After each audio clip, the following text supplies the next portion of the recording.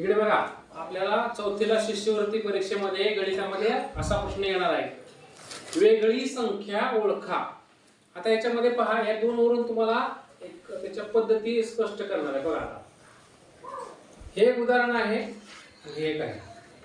आता आपण दोनच पाहणार आहोत आणि एकाच दिवशी दोन पेक्षा जास्त नको, तुमचा गोंधळ व्हायला नको. पहा 17 स्वल्पविराम 50 82 3.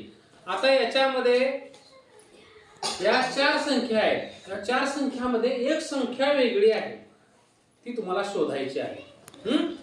पहा काय वाटतं तुम्हाला, सांगा वेगळी संख्या.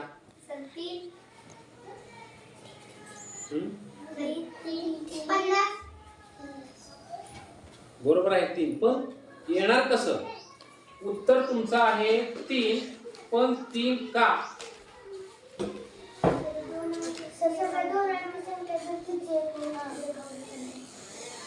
याच्यामध्ये ते सगळीकडे लागू होत नाही. इथे पाहता, इथे काय लागू होतं पहा, 17. मग अशा वेळेला काय करायचं, वेगळी संख्या ओळखा असं जर प्रश्न तुम्हाला आला तर काय करायचं, या संख्याचा हा कोणत्या संख्येचा वर्ग आहे का, किंवा वर्ग संख्या अधिक 1 आहे का, एखाद्या संख्येचा वर्ग करून त्याच्यामध्ये 1 मिळवले का, 1 वजा केले का, असं पाहायचं. आता इथे बघा 17 कोणाचा वर्ग आहे का, त्याच्या अगोदर बघा जवळची संख्या कुठला वर्ग आहे, 17 जवळचा कुठली संख्या वर्ग आहे का कोणाचा, 16. 4 चा वर्ग 16, त्याच्यामध्ये 1 मिळवलाय बाकी. 4 चा वर्ग 16 अधिक 1. इथे बघा, इथे कोणाचा वर्ग आणि अधिक 1 केलेले पहा, 7 चा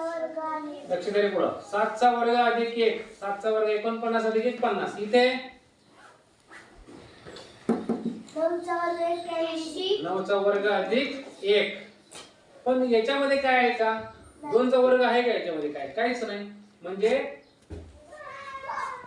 इथे वर्ग करून एक संख्या 1 मिळवला, इथे वर्ग करून 1 मिळवला, इथे वर्ग करून 1 मिळवला, इथे लागू होत नाही काहीच. म्हणून याच्यातली वेगळी संख्या कोणती, 3. आता याच्यामध्ये सार्थक इकडे लक्ष दे, 63 80. इथे पुढे बघा 63 80 99 आणि 26. याच्यामध्ये तुम्हाला वेगळा कोणता वाटतोय? इथे आपण आता +1 केलं, 1 मिळवलं होतं, इथे पण 1 मिळवून बघा किंवा वजा करून बघा. इथे बघा हा कितीचा वर्ग आहे का, किंवा त्याच्या जवळची पुढची मागची संख्या वर्ग आहे का. 62 एक कमी करू, 62 वर्ग कोणाचा आहे, पुढे जाऊ 63 मध्ये 1 मिळवा 64.